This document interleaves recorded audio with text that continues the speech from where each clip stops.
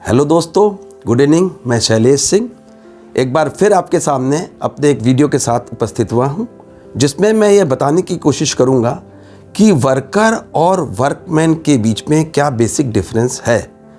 दोस्तों, जनरली मुझे देखने में यह आया है कि हमारे जो यंग प्रोफेशनल्स हैं ये इन दो वर्ड के बीच में कंफ्यूज हो जाते हैं और डिफरेंस नहीं कर पाते, जिससे कि रोज़मर्रा में उनको डिसीज़न लेने में और समझने और समझाने में दिक्कतें आती हैं। तो मैं आपको ये बताना चाहता हूँ कि वर्कर की डिफिनीशन फैक्ट्रीज़ एक्ट 1948 के अंतर्गत दी गई है, जबकि वर्कमैन की definition the Industrial Dispute Act 1947 के अंतर्गत दी गई है। Worker means a person employed directly और बाई और through any agency including a contractor with और without the knowledge of the principal employer whether for remuneration और नॉट। ये बिल्कुल समझ लीजिए, वर्कर वो व्यक्ति है जो कि डायरेक्टली और इनडायरेक्टली, मतलब डायरेक्टली प्रिंसिपल एम्प्लॉयर के द्वारा या थ्रू किसी एजेंसी के द्वारा कंपनी के अंदर रिम्यूनरेशन के लिए या बिना रिम्यूनरेशन के लिए एम्प्लॉय किया जाता है, वो जो है वर्कर कहलाता है। मैं आपको ये बताना चाहूँगा कि वर्कर में सभी कोई सम्मिलित है जिसको कि कार्य के बदले में कोई पारिश्रमिक, कोई रेम्यूनरेशन पे किया जाता है।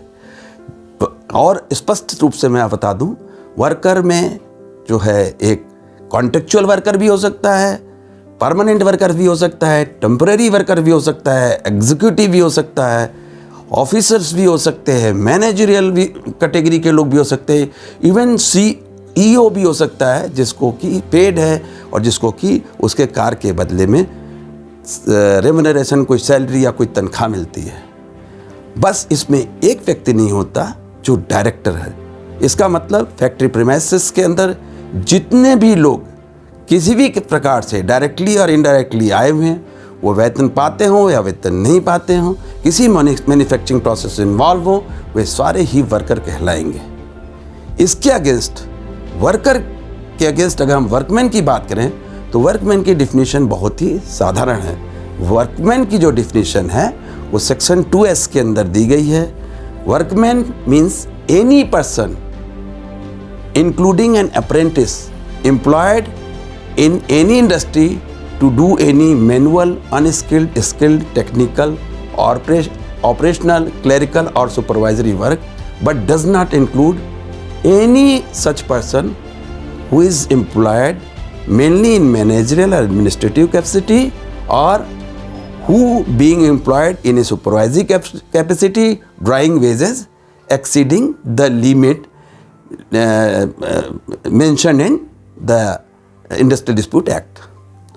तो दोस्तों, इसका मतलब ये हुआ कि वर्कमैन जो है वो आदमी है जो कि मैनुअल काम करता है, और वो मैनुअल वर्क स्किल्ड भी हो सकता है, अनस्किल्ड भी हो सकता है, और टेक्निकल भी हो सकता है, क्लरिकल भी हो सकता है। लेकिन ये सारे ही लोग जो है वर्कमैन कहलाते हैं, लेकिन उसमें वो व्यक्ति सम्मिलित नहीं है जिसके पास कुछ जो मैनेजरियल काम करता हो या कोई जो है एडमिनिस्ट्रेटिव कैपेसिटी में काम करता हो या सुपरवाइजरी नेचर का काम करता हो। अगर हम आपको ये बताएं, इसको हम और भी ज़्यादा क्लियर करेंगे कि वर्कर और वर्कमैन के अंतर्गत उनकी जो है एक स्टेटमेंट हम आपको दे रहे हैं। उस स्टेटमेंट के थ्रू हम आपको और ज़्यादा बढ़िया से बता सकते हैं। Each workman is worker but each worker is not a workman. इसका मतलब है कि फैक्ट्री के अंदर जितने भी वर्कमैन हैं वे सारे ही वर्कर की कैटेगरी में आते हैं, लेकिन सारे वर्कर वर्कमैन की कैटेगरी में नहीं आते। साथियों, मैं इस स्लाइड के माध्यम से आपको ये डिफरेंशिएट करना चाहता हूँ कि हु इज़ वर्कर और हु इज़ वर्कमैन। मैंने ये स्लाइड में ये पूरा बताया है कि कौन कौन सी कैटेगरी के लोग वर्कर हैं। तो वर्कर में सारे ही लोग सम्मिलित हैं, कॉन्ट्रैक्ट एसोसिएट वर्कर हो, टेम्परेरी हो, ट्रेनी हो, क्लर्क हो, सुपरवाइजर हो, ऑफिसर हो, एग्जीक्यूटिव हो, manager, general manager, vice president, CEO, everybody whosoever is working inside the premises for remuneration are called worker।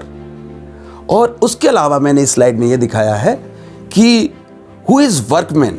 Workman में आपको मैंने डिफरेंशिएट कर दिया है और ये बताया है कि वर्कमैन की कैटेगरी में supervisor, officer, executive, manager, general manager, vice president, CEO जो पेड है वो वर्कमैन की कैटेगरी में नहीं आते, क्योंकि वो सुपरवाइजरी नेचर का जॉब करते हैं और उनकी सैलरी जो प्रिस्क्राइब्ड है, यहाँ मैंने 1600 लिखा है लेकिन अब नाउ ये स्टेट टू स्टेट डिफरेंट है, तो जो प्रिस्क्राइब्ड है उससे ज़्यादा वो सैलरी पाते हैं। तो ये बेसिक डिफरेंस है जो मैं आपको बताया हूँ।